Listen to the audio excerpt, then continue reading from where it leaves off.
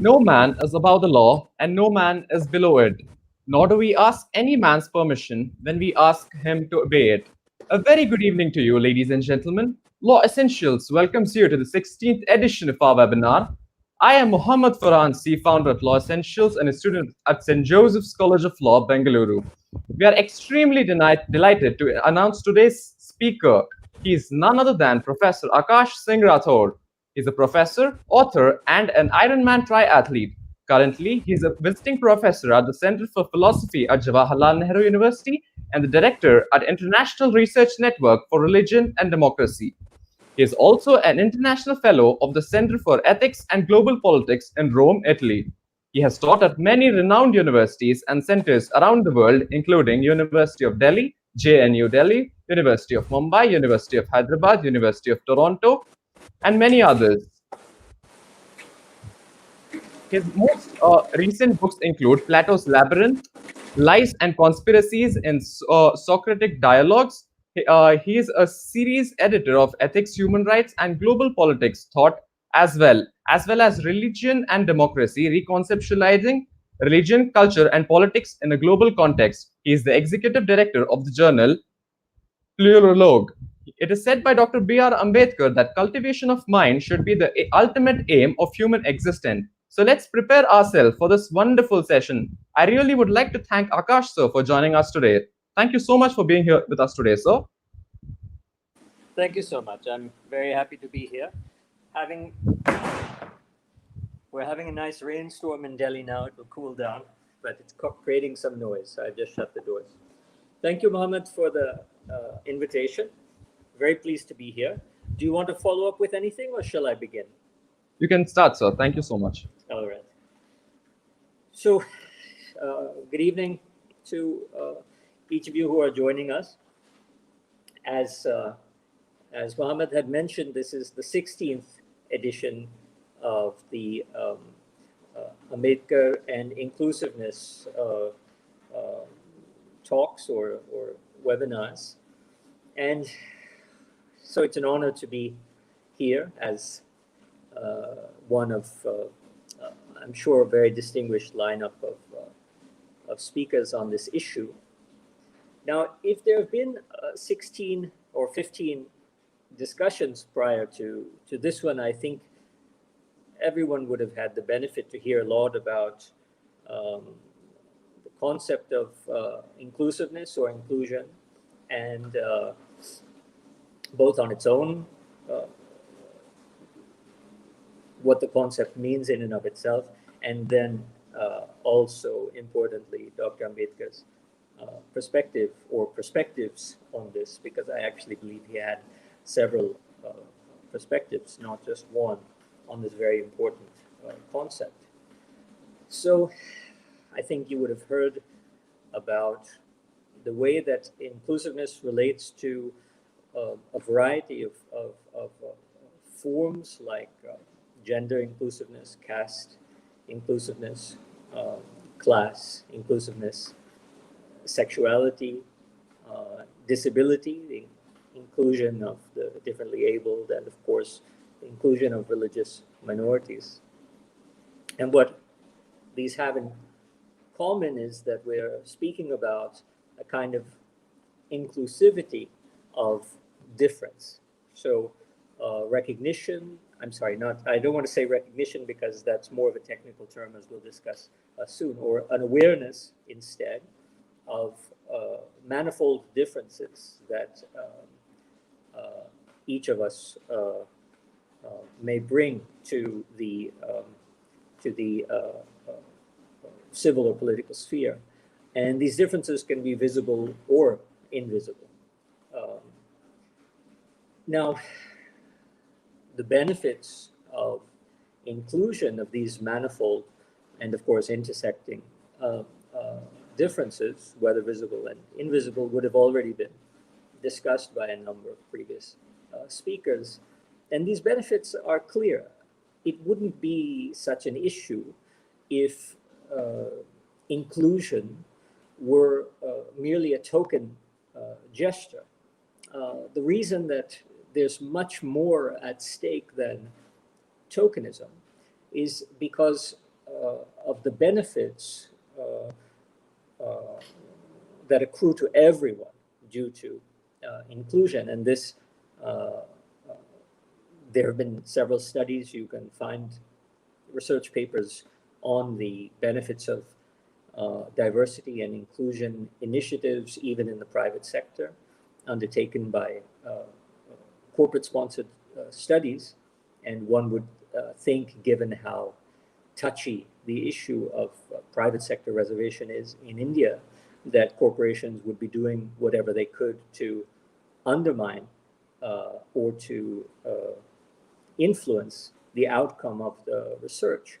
And yet, the research fairly consistently shows that inclusion beyond mere token diversity has benefits to the bottom line of corporations. Irrespective of that, we know that demographic representation is part and parcel of democratic structures, the democratic framework. It's the very foundation of democracies as articulated from the 17th to 19th century. Demographic representation as a right and fundamental principle of constitutional democracy.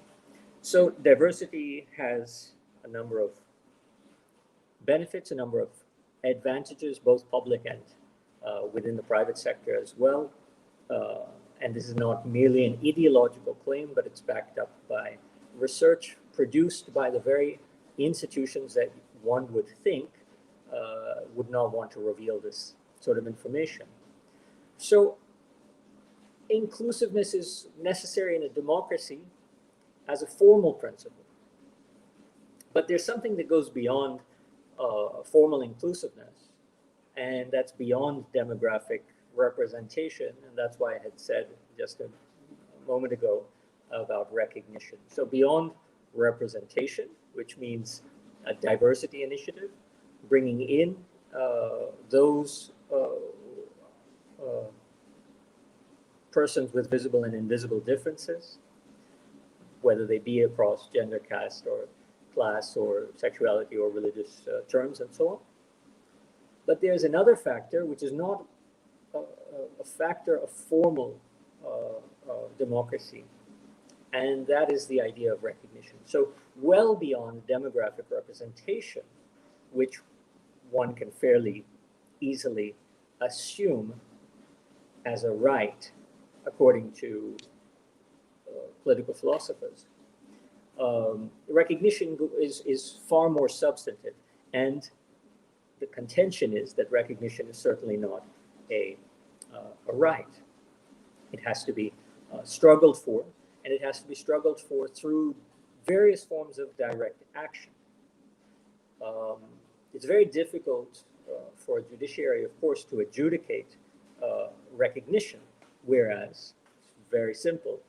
They don't want to do it, but it's very simple to adjudicate demographic representation. So if we divide inclusiveness into these two aspects, a formal aspect of inclusion as demographic representation, which is fundamental to the nature of democracies and has been for several centuries, and the far more substantive and difficult concept, which is inclusion understood from the vantage point of recognition, then this brings us to think about things in a little bit deeper way. So this being the 16th lecture on this topic about inclusiveness, I think we all would have come across the numerous benefits of inclusion. What I want to do tonight then is to change the speed a little bit and talk about the dangers of inclusiveness. And the dangers of inclusiveness is something that Dr. Ambedkar had recognized at a very early stage, as far back as the 1920s, early 1920s. Now, this seems a little odd because most of us, I assume, are champions of inclusiveness. Under the UPA government, this movement towards inclusion took institutional shape. It took institutional scope through the construction and proper funding of various kinds of research centers on social exclusion and inclusive policies. And as I'm sure many of you know, Professor Torat was one of the major engines for getting that moving and spread throughout India, using his chairmanship of the UGC to in some way entrench those centers. Unfortunately, after UPA government, these centers have all been defunded. They've been improperly administered, and they are in effect today the skeleton of what they were as institutional mechanisms for the assurance of inclusion. And what they represent in some respects is this danger of inclusion, because what they are now as the skeletal structures are a perfect illustration of the dangers of inclusion. They are, in some respects, bad inclusion. Now, bad inclusion is a strange phrase to use. And of course, I'm not only pointing a finger towards those centers. As you all know, there's so many levels and layers of dynamics at play. But bad inclusion is a phenomenon that we need to understand, especially those of us who are champions of inclusiveness. Now, there was a filmmaker, I've forgotten who it is, an old French film called Le Mépris. It was one of my favorite films some years back. Now I've forgotten almost everything about it, but there's one very beautiful line in it. And that line is, someone is offered, in fact, the director of the film is offered a certain, to belong to a certain group. And his response is, include me out. Now, generally the phrase, of course, is include me in. Include me out is another way of thinking about inclusion, because inclusion can occur, inclusiveness can occur on a merely formal plane, a merely formal aspect, with no substantive side to it, no recognition attached to it. It can also more or less manifest not only as the representation of diversity or demographic inclusion, demographic representation without recognition, it can also manifest as tokenism. Now, if you look at the empty husk of a center for social exclusion or inclusive policies, as we have these empty husks all over campuses in India, you see that these are, in a way, now token institutions. And tokenism is one of the fundamental dangers of bad inclusion.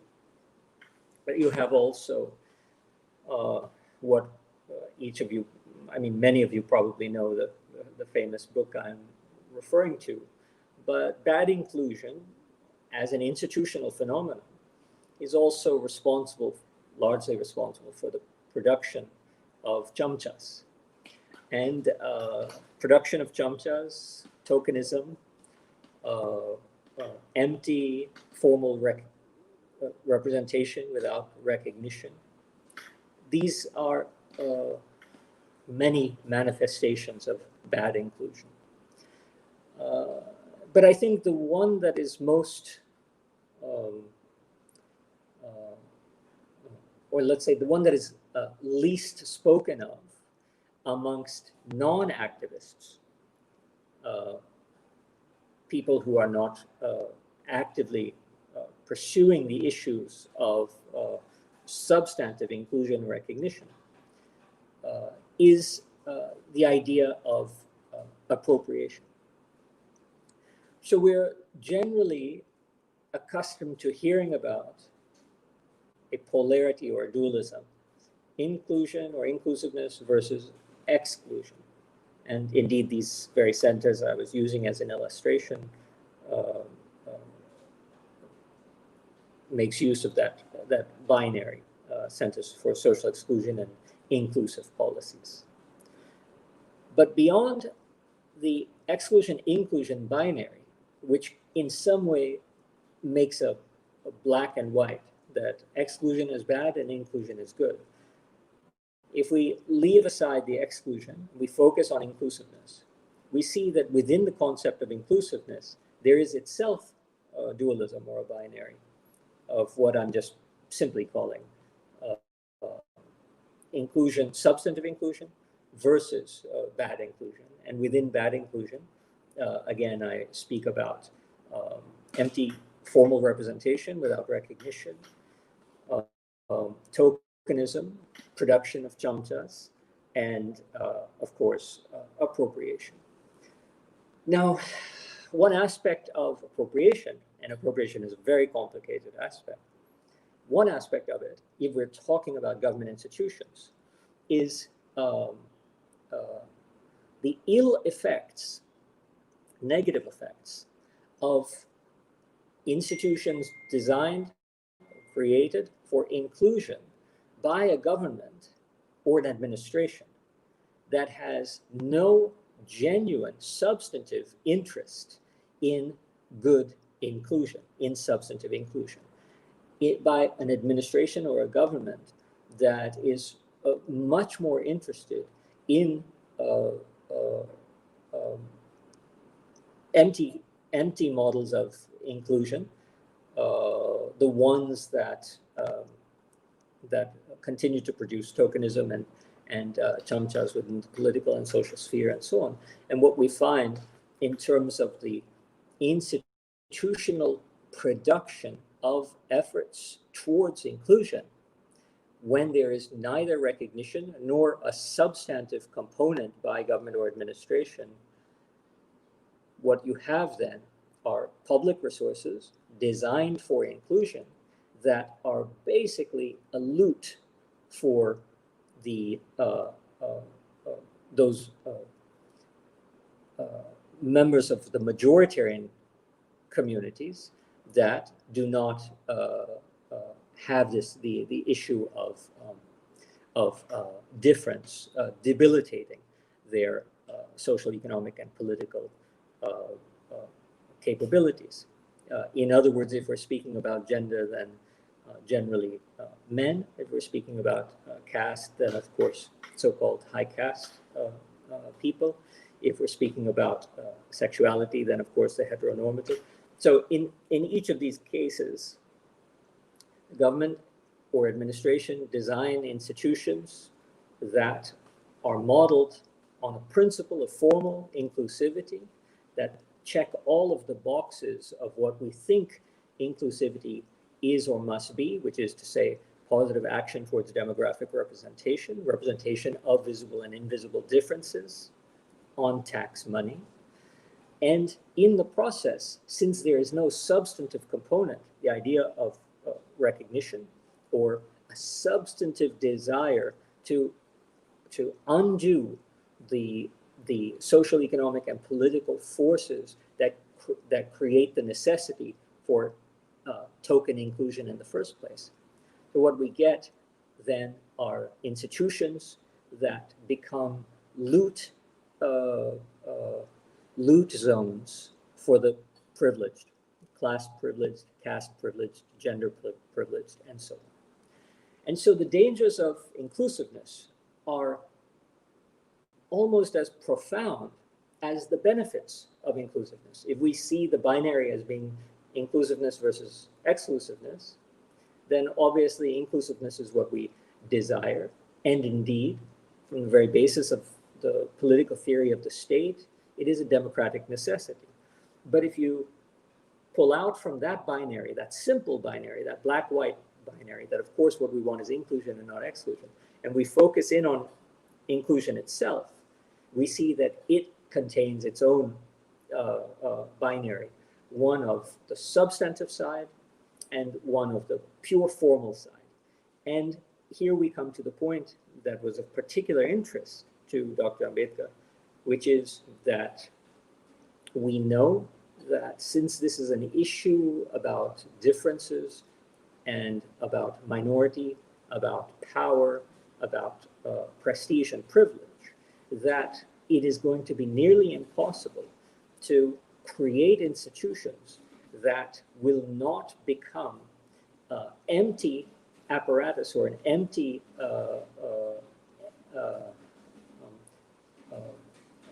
just token of mere formal demographic inclusion. Even worse, those very institutions, especially their funds, their boons, their benefits. Let me stop being abstract and talk about it in strict terms. Like, you create a center.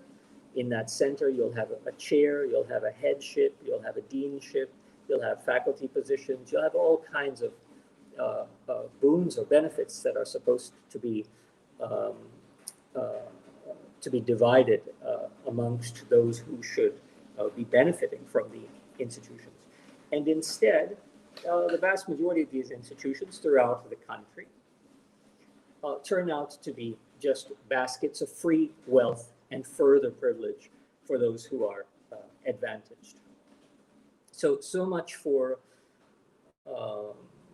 saying, in some respect, as I started, that since I'm coming as the 16th speaker, you would have learned many things about the advantages of inclusion, many things about Dr. Ambedkar's ideas on that.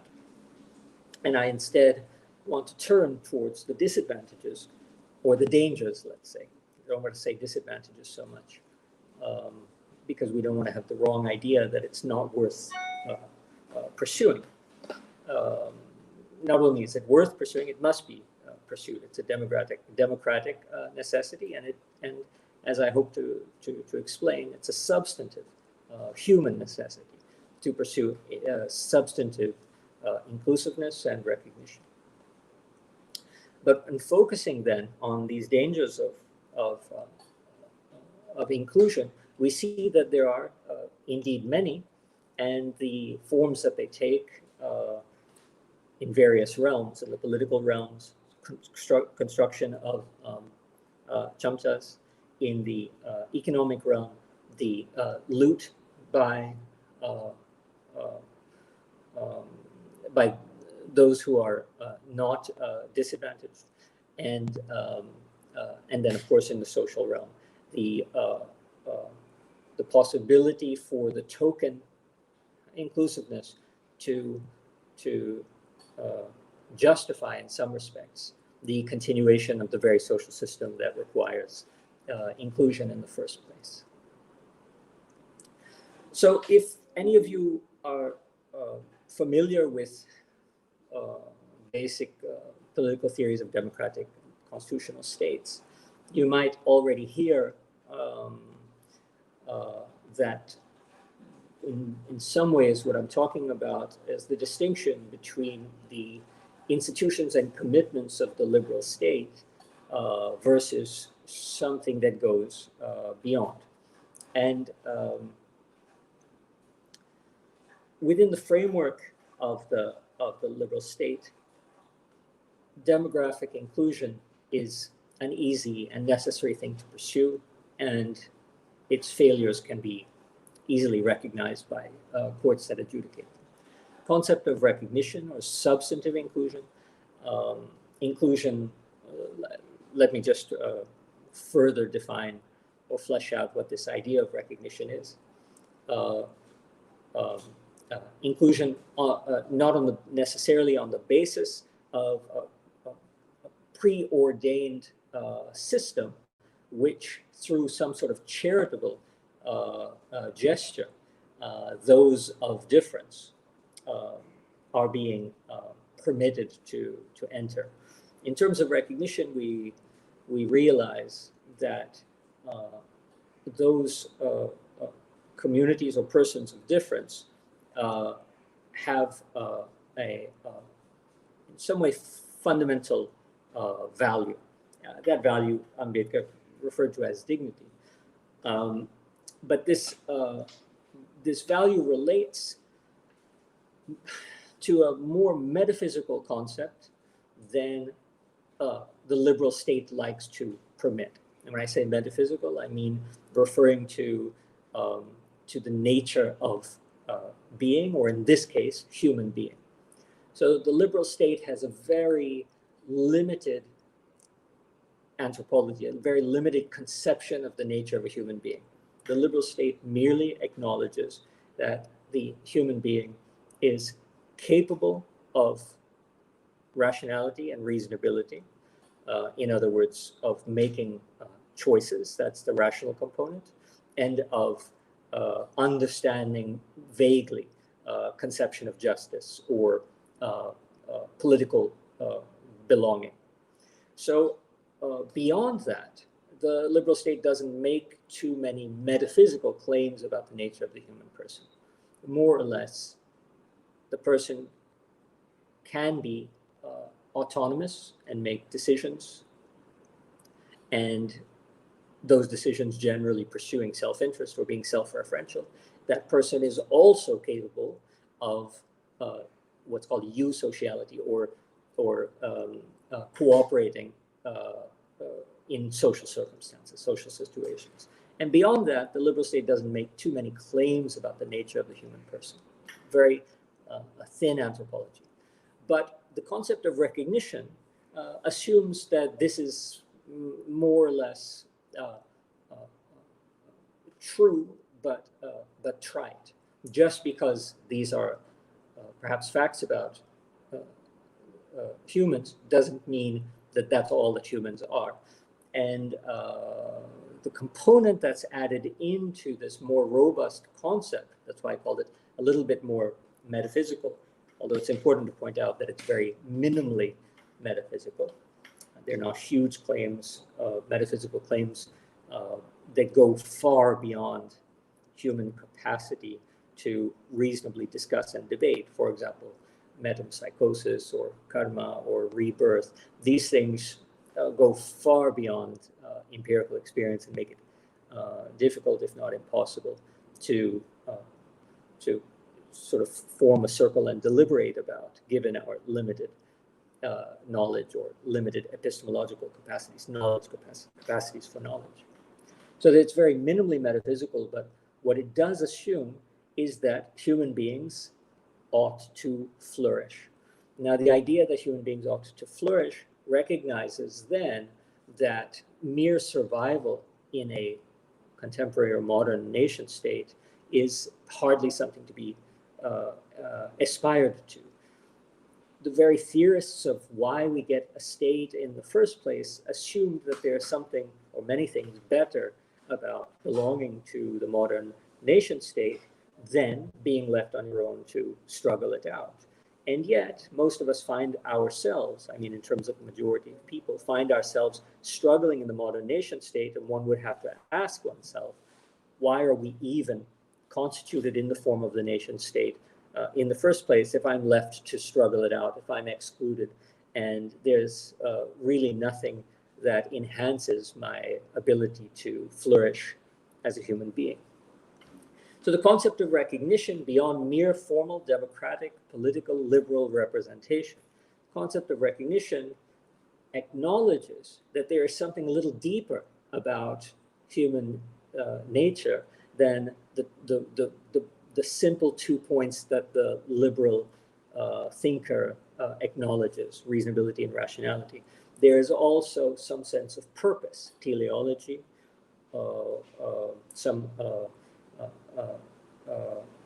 something more substantive, and this relates to the point of being a person in a state, which is that one can flourish more readily in the state than outside of it. And I'm sure Many of you know the idea of Thomas Hobbes, the liberal thinker, of course, who had suggested that outside of the state, or in other words, before the state, in the state of nature, life is solitary, poor, nasty, brutish, and short. And yet, and of course, that's a justification for entering into the state. And yet, the majority of people find themselves in the state with nasty, brutish, and short lives, not solitary. But that's hardly a adequate compensation. So given that the justification for the or the modern nation state must include some sort of possibility for human flourishing, the idea of mere formal inclusion of the rational liberal individual is inadequate to understand the nature of contemporary human collective effort in political society. We enter, to put it more simply, we enter the contemporary state voluntarily.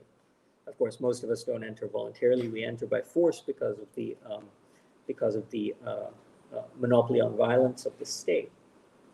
But assuming that we had the option to enter or to exit, the reason for entering is because of these substantive benefits that come from political society.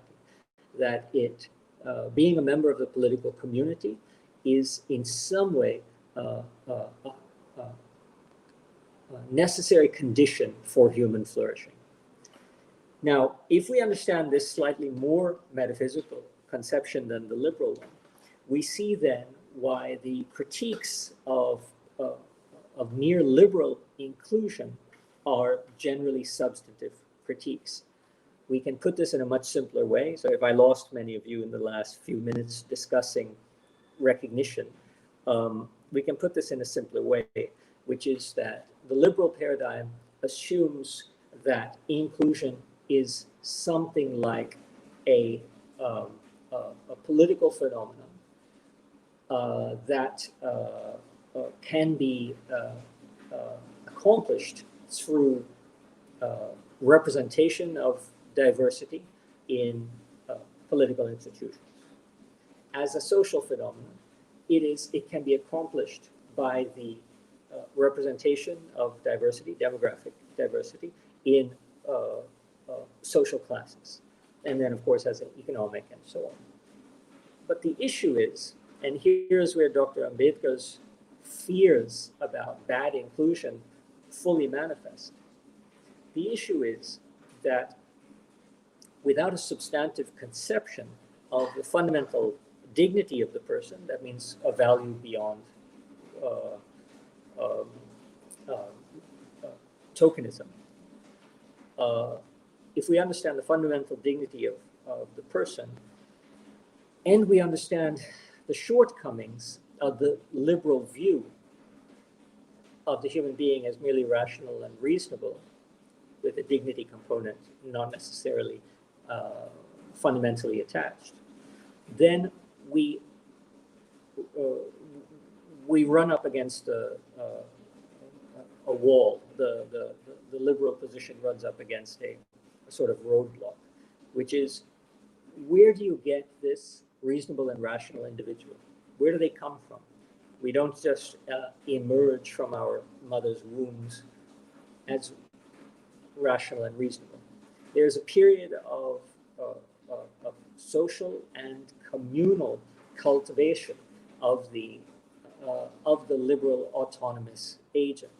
And whether that liberal autonomous agent, let's say, magically appears at age 18 or 21 or whatever you want to say, the formation process, gestation process of the liberal rational agent has occurred already in this period before. Now, that period before is a period all about teleology, about aspiration, about community, about identity. It is in that period where you get the majority of the visible and invisible markers that will make you identify with a community, or force you to be identified with a community, whether that's caste, class, gender, religion, and so on. So in this more substantive perspective, Dr. Ambedkar's position was clearly that the liberal political rights, for example, political equality, is empty unless there is a substantive equality that can make the political equality meaningful. To put that in terms of the political theory we were talking about, the liberal autonomous individual is empty, meaningless, unless you have the possibility for the active construction of that so-called reasonable and rational agent. So that all of that prior material, social, economic conditions that make the reasonable and rational liberal political agent, all of these have to be addressed. In short, then, the idea of bad inclusion is a consequence of not recognizing that all of the factors that ground or make possible the modern citizen are factors that occur at a pre-political level. They occur prior to the age of agency and autonomy. They occur prior to participation in the public and the civic, and they occur prior to understanding of identities. The simple formula in Ambedkar's articulation is the necessity for social justice and economic justice as the groundwork for political justice. You cannot have political justice unless you have, you cannot have substantive political justice. You can have formal political, you can't have substantive political justice until you have addressed social justice and economic justice. And just the same way, you cannot have the liberal citizen, a rational liberal citizen on a so-called level playing field until you have addressed the social and economic disparities. So I know that was very complicated, and too much of the philosophy in me came out, and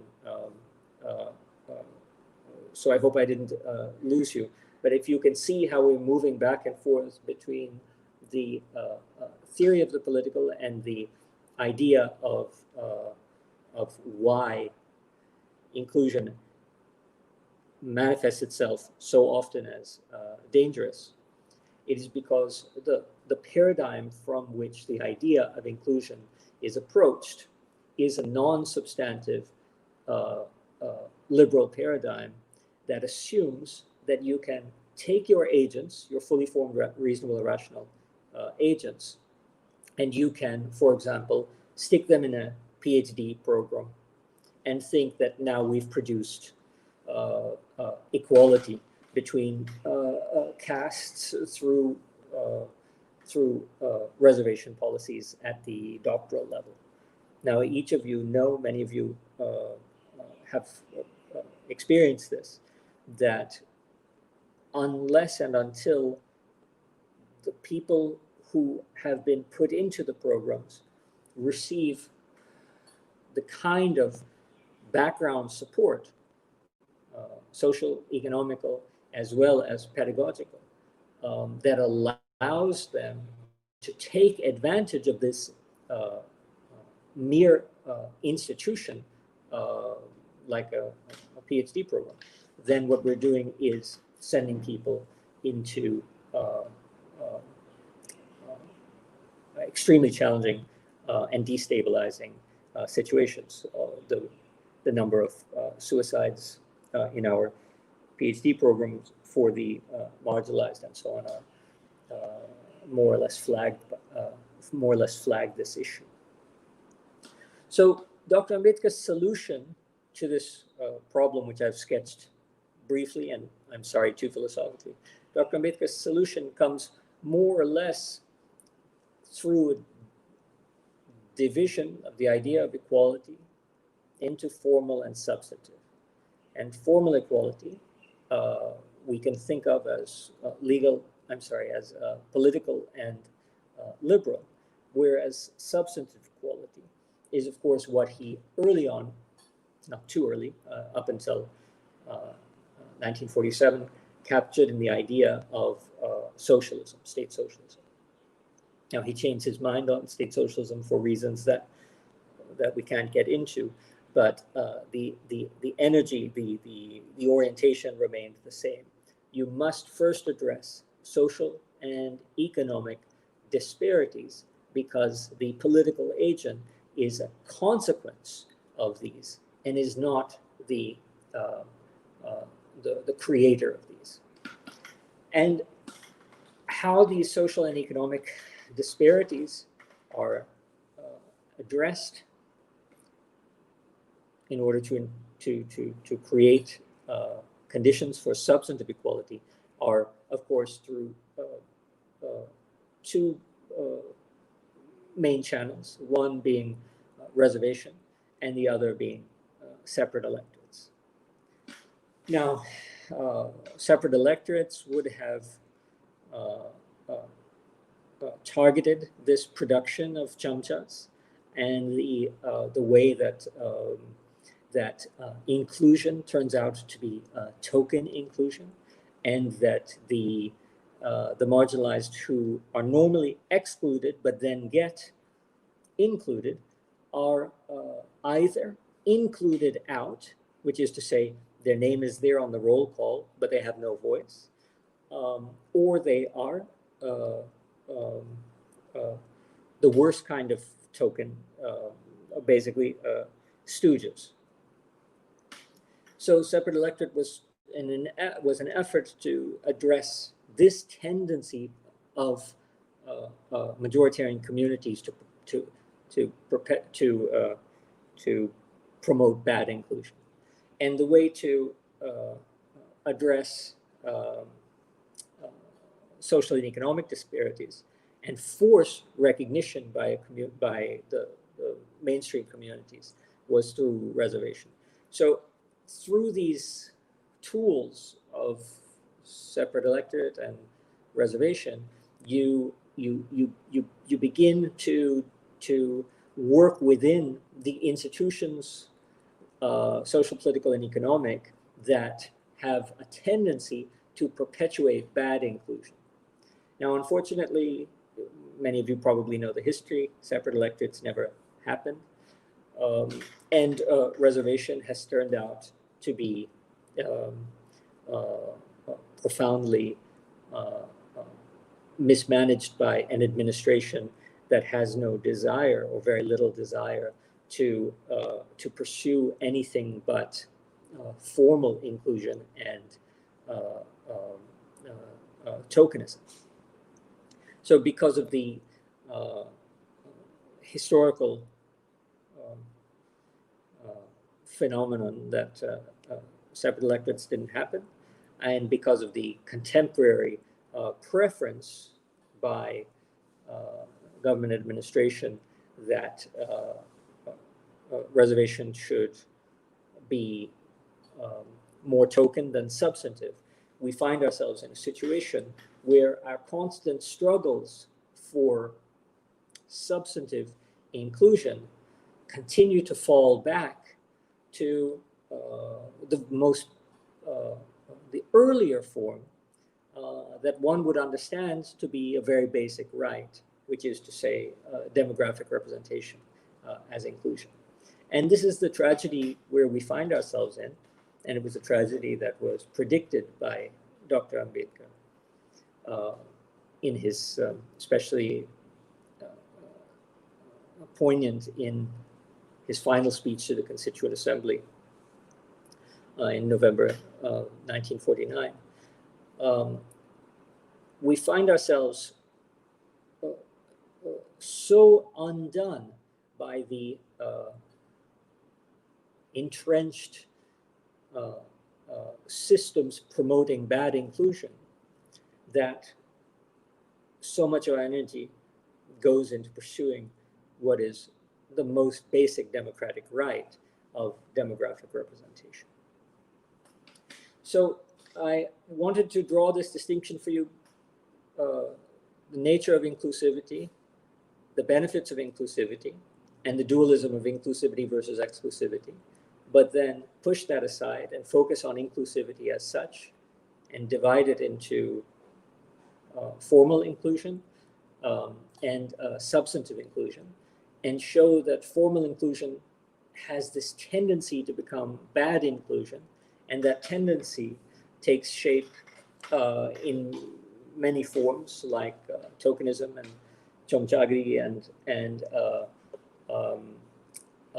and appropriation, and that rather than being in a position today to fight the battle for good inclusion instead of bad inclusion, since the fall of UPA, instead we find ourselves going all the way back to fighting for the most minimal things like demographic inclusion, which everyone from the 17th to the 19th century who theorized the justifications of the modern state said that's not even something you have to fight for. That's a basic right, the principle that the modern state is constructed on.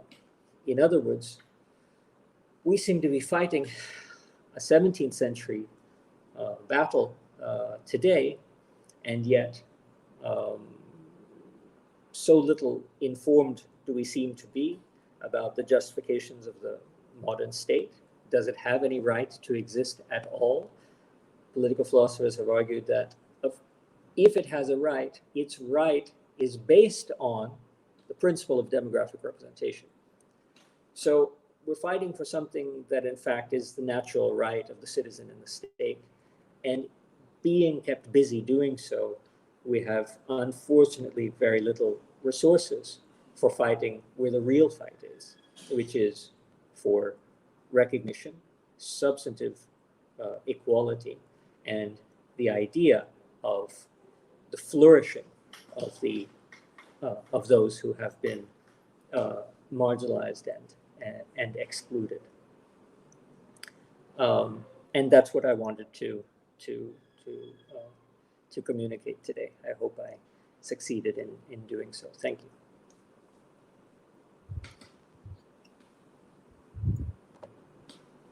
Thank you so much, sir. I think that was a very lucid explanation, and I think you took us into the very in-depth aspect and the idea with which we should go about it. We have a few questions coming in from the audience, so I would like to take these questions. The first question coming in from Abhinav Anand. So, could you please tell us about the relationship between Ambedkar's inclusiveness and Rabindranath Tagore's nationalism? That's interesting.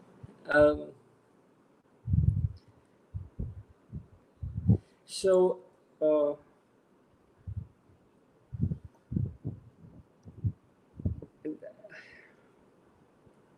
I have a tendency, as you probably noticed, to get a little bit in depth when it would be nice to be just more concise. Tagore's conception had strange points of contact with Dr. Ambedkar's. Now, when you talk about Tagore's idea of nationalism, for many generations, for the previous generation of scholars, this was often referred to as a kind of cosmopolitanism, or the phrase developed a rooted cosmopolitanism. So Tagore was opposed to the idea of primitive nationalism, that kind of nationalism that was published in works in the between the 1870s and the 1920s, like Golwarkar's "We or Our Nationhood" defined. I'm sorry, that was after the 20s, but let's say Savarkar's Hindutva from 23. So Tagore was profoundly opposed to these conceptions of the nation, as indeed was Ambedkar, and yet there are points of contact between them, because Tagore's notion of the nation, he distinguished between this sort of primitive form of the nation versus a healthier form where the individual is rooted in a culture, or we can call that culture a nation, and gets the benefits of that rootedness without the limitations of the boundaries that are fixed by the concept of the nation. So when we think about the nation, for Tagore as well as for Ambedkar, there were five things that continuously came up. One was ethnos, or blood, ethnicity. One was territory or soil. One was history. One was religion, and one was language. So these five components, blood, soil, territory, I'm sorry, blood, soil or territory, religion, language, and history, culture. Both Ambedkar and Tagore regarded these staple categories of the nationalists as being too limited. The territory of India should, so it's wherever its borders happen to be, should not be the horizon where I, as an Indian national or as an Indian citizen, limit my imagination. My imagination needs to far transcend these borders of the Indian territory.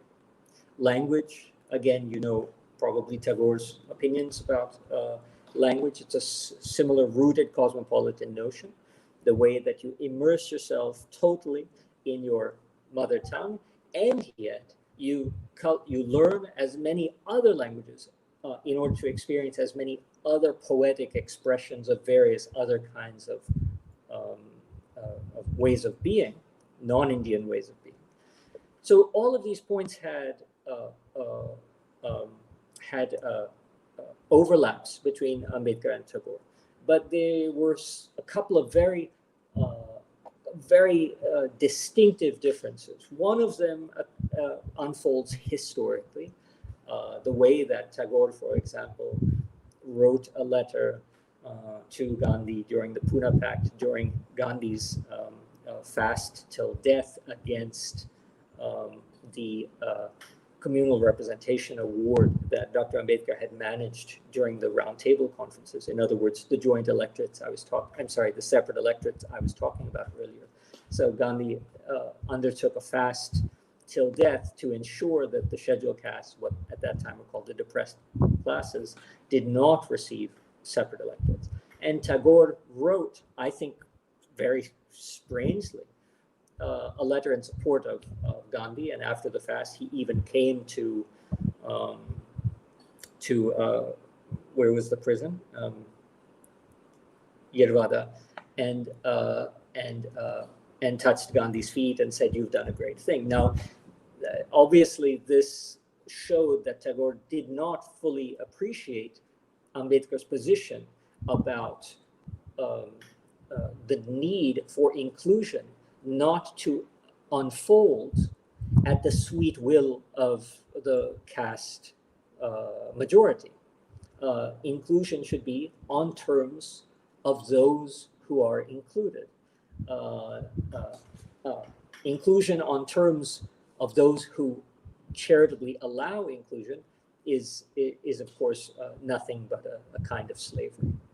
So Tagore, there's that historical difference, and then I won't get into the other difference, which is more or less let's say a social difference. Tagore came from an extremely privileged background and really had no conception of the life world of Dr. Ambedkar and the people for whom Dr. Ambedkar was struggling. Tagore represented them poetically, but of course Ambedkar had to shed his blood for these people. So their backgrounds of the idea of the nation, of course, are substantively different because of the lived experiences. Thank you so much, sir. We have Enamul Haq asking for recommendations of some reading material to understand this topic more clearly. So I'm laughing because I could recommend all my own books. Let's say. So what I would,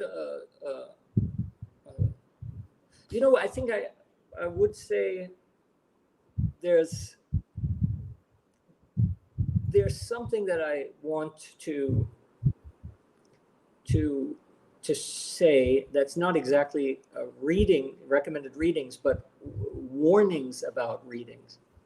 Because I've recently reviewed several new books on the Constitution. As you probably know, over the last couple of years, there have been a huge number of publications about the Constitution, from Triathlete Singh's 16 Stormy Days about the First Amendment to Bhatia's book, and I mean, there's no end. There's so many important books on the Constitution in the last couple of years. Now, the reason this is happening is because partly because of the way that people are starting to rethink the nature of the Constitution, especially under a contemporary situation where the ruling government has the need, or feels the need, to undermine certain elements of the Constitution, due not to ideological reasons. That's another topic, that's a political question, but to economic ones. So for the last 30 years, the nature of global capitalism has forced the modern state to reevaluate the viability of its welfare commitments. Now, the Indian welfare state is hard-boiled into the Constitution itself. And considering that governments today are bankrupt, and they're bankrupt partly because of global capitalism, the nature of international trade and capitalism, government is forced to begin to undermine the idea of the welfare state. And the rise of the libertarian position in India, it's making a very rapid rise right now. Triathlete Singh, his book, 16 Stormy Days, is more or less a libertarian critique of the First Amendment. It's not a liberal critique. It's not even a right-wing critique. It is a libertarian critique. And there are a few other books that I could mention. And these are starting to introduce into India this libertarian point of view. Now, libertarianism is far more dangerous on Indian soil than even political liberalism, because political liberalism recognizes the benefits of inclusiveness to the social fabric overall. Libertarianism doesn't. Libertarianism recognizes only formal freedom and liberty. Of course, that's where the libertarian idea comes from. And if equality and liberty have to be at balance, liberty always prevails. And now this notion is extremely dangerous for us in India, and yet it's on the rise. And you'll see more and more writings on the Constitution and on law that come from a libertarian point of view. And these things we have to be extremely cautious about, because it's very dangerous. So instead of giving you a recommendation what to read, I'm giving you a recommendation what to be careful with. Thank you so much, sir. We have the next question coming in from Varsha. Sir, can you highlight on women empowerment as to how it could help in inclusive development of India as per Dr. Ambedkar? Okay, so this idea of, I mean, let's just set it straight and speak plainly about it. Dr. Ambedkar was not merely in favor of what we call women's empowerment. Women's empowerment is administrative speak, is a way of turning an issue of substantive importance into an issue of technical governance. Dr. Ambedkar was a feminist, and it's very different to be a feminist and to be in favor of women's empowerment, or to take measures measures towards women's empowerment. Women's empowerment is an administrative phenomenon. There are mechanisms, there are funds, there are institutions created, there are policies created.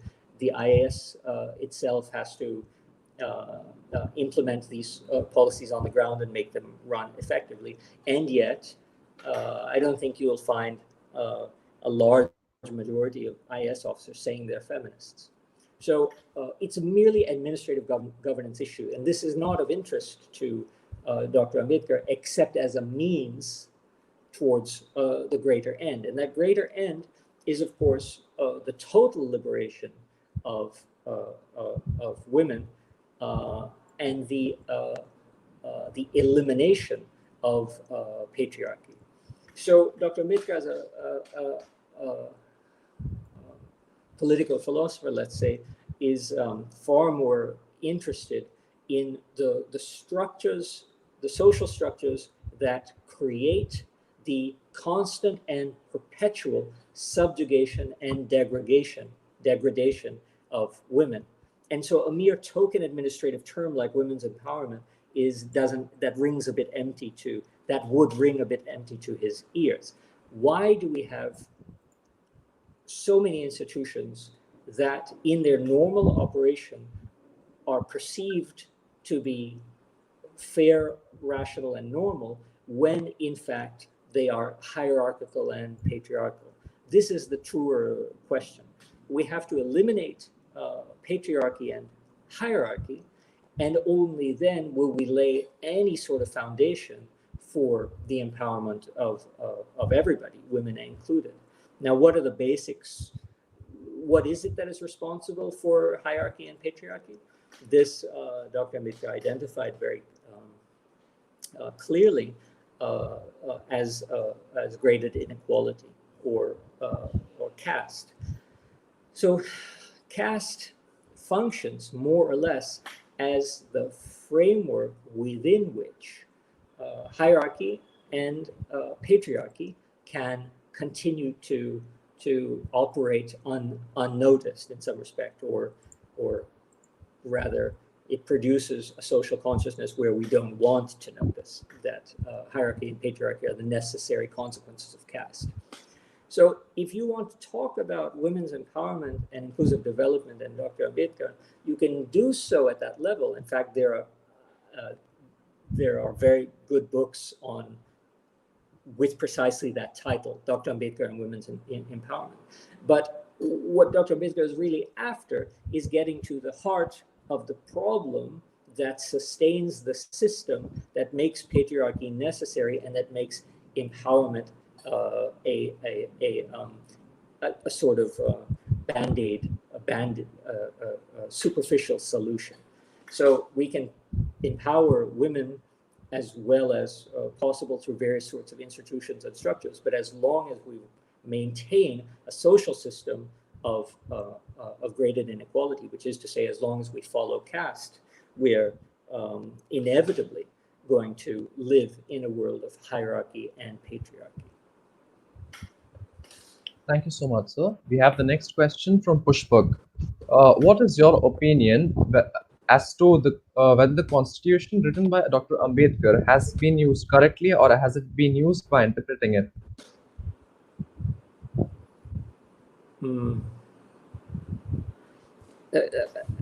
Okay, I'm not sure I fully understand the last part of the question.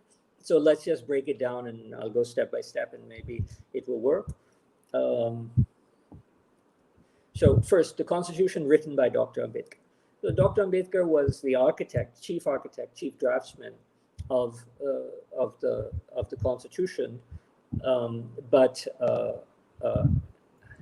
the constitution itself is a work of a great deal of compromise and consensus. There are numerous articles in there that Dr. Ambedkar didn't want to see, and there are many absences of articles that he tried to get in. What I've argued in my book on the preamble, Ambedkar's preamble, is that this isn't the case for the preamble. The preamble, Dr. Ambedkar was more or less the exclusive mastermind of the preamble. But the Constitution itself, this is a work of many people together, for better and for worse. So that's the first thing I would have to say, whether the Constitution written by Dr. Ambedkar has been used correctly. Now, let's talk about its use, correct use. What I try to argue is that the correct way to understand the nature of the document itself, the Constitution, is through how its spirit is represented in the preamble. And therefore, if we want to have the correct reading of the constitutional clauses, we need to read those clauses in light of the aspirations of the preamble. And if we did that, then we would find Ambedkar's spirit breathed into even the letter of the Constitution that he may or may not have written. Now, has that been done? No. I have a very good friend whom I admire very much, Dr. Umakant from JNU, from whom I've learned a lot. And many years ago, he said, Aakash, we were discussing the Constitution, and he said, Aakash, the Constitution is a wonderful document. It is a shame that it has never been implemented in this country. So, you can have, that's a kind of extreme view. You can have that view, and it's understandable. At the same time, what we can hope for is that after a judgment like Kesavananda Bharati, where the preamble was recognized as part of the basic structure. So, after how many, 26 years of the Republic, maybe at this point, the judiciary started to turn towards reading the Constitution more in light with an Ambedkarite lens.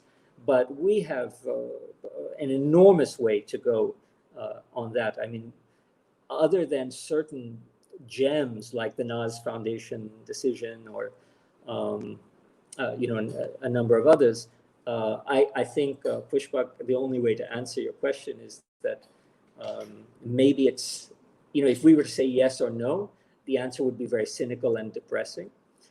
Maybe we look at it as an evolution, and finally, in the recent years, there are occasions where it is starting to happen, and maybe there's some hope.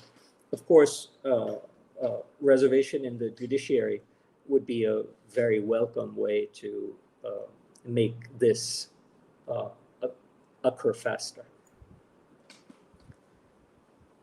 Thank you so much, sir. Last but not the least, we have the question coming in from Saileshwar Yadav.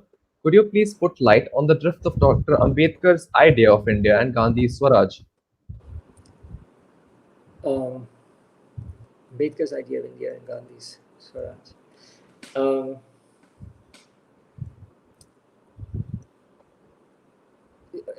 So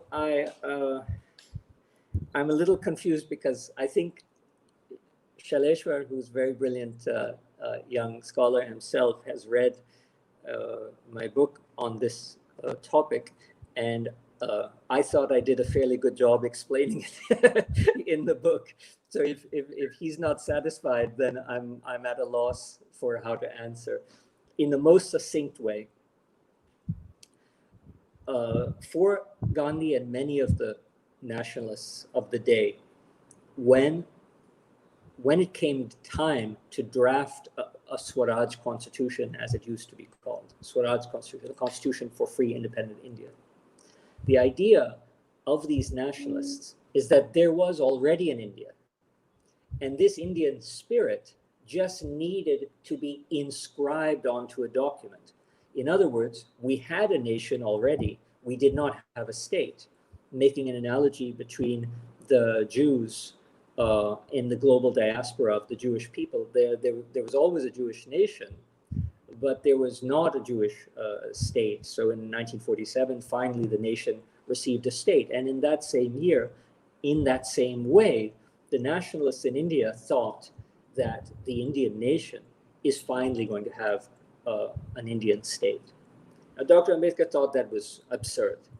To say there was an Indian nation presupposed far too many things about the nature of the majority, the nature of the commonality of blood ties, linguistic ties, religious ties, and of course caste.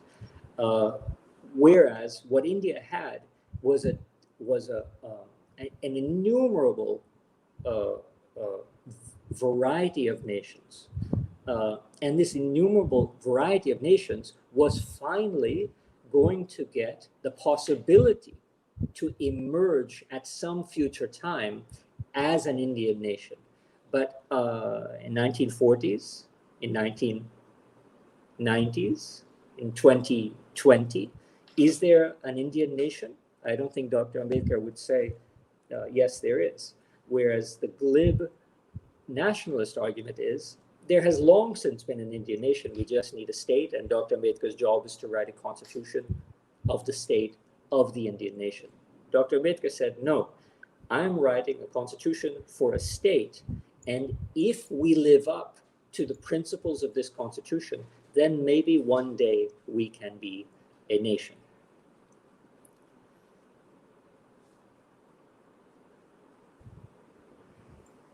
We have the last question coming in from Abhinav Anand. I think he has posed a very relevant question in the present context. In the quest to achieve social justice, do you think reservation based on caste or economical status is the only solution, sir?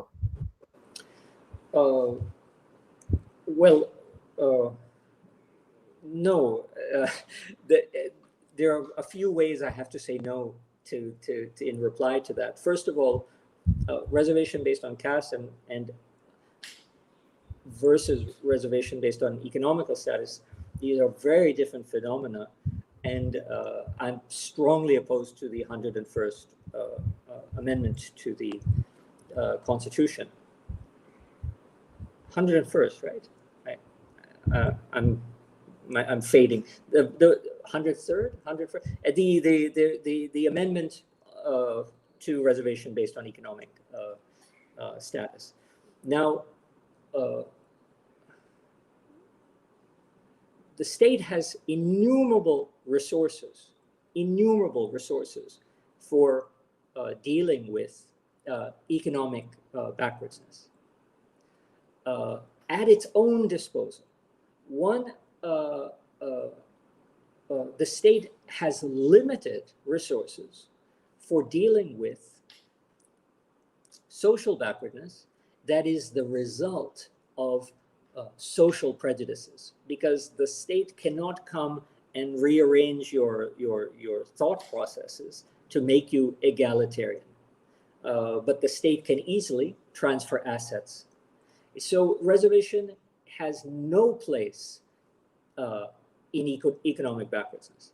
Reservation is a tool of the state to address a phenomenon where society drags its feet, where society is totally unwilling. And the causes of economic backwardsness are very different from the causes of untouchability. So I have to say no to the question of conflating social and economic issues, because caste and economic issues have very different social causes, and the state has different tools to address each of them.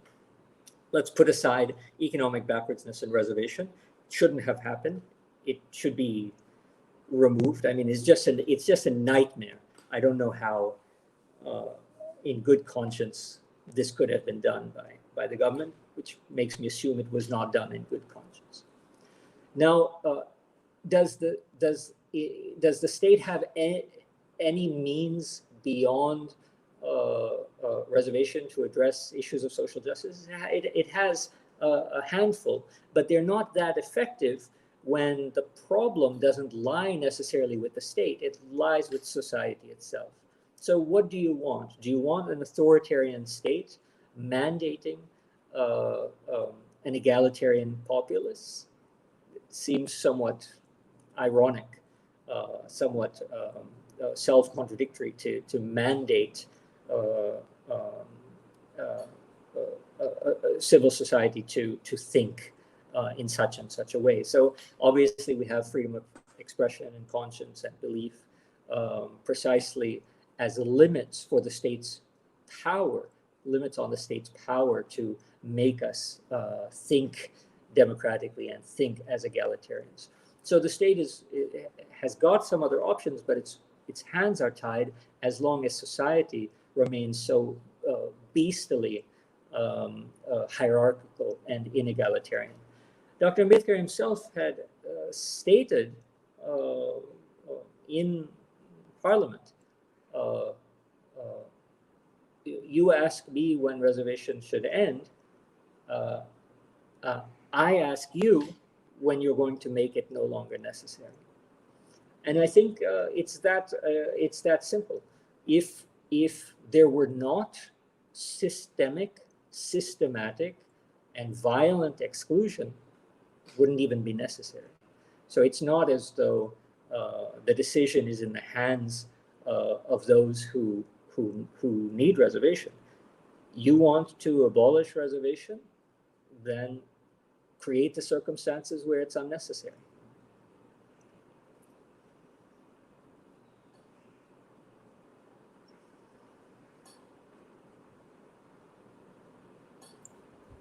Thank you so much, sir. I think with this, we come to the end of the session. It was really nice having you with us today. Gratitude is not only the greatest of virtues, but the parent of all others. On behalf of the entire team of Law Essentials, I would thank you for gracing your important work and sharing with us your findings and opinions today. We are extremely honored for this opportunity, sir. Thank you so much. It was my pleasure. I hope that people were able to follow. This will be available to re-watch on YouTube. Yes, sir. Okay, so any of the parts that got a little hairy or complicated, it would be possible to go back and recheck. Surely. Then in that case, I am pleased. I won't be worried about having lost the audience, and I really appreciate your invitation, and I'm impressed with what you're doing at Law Essentials, and I wish you all the best. Thank you so much, sir. Thank you all the audience for attending this session. Good night.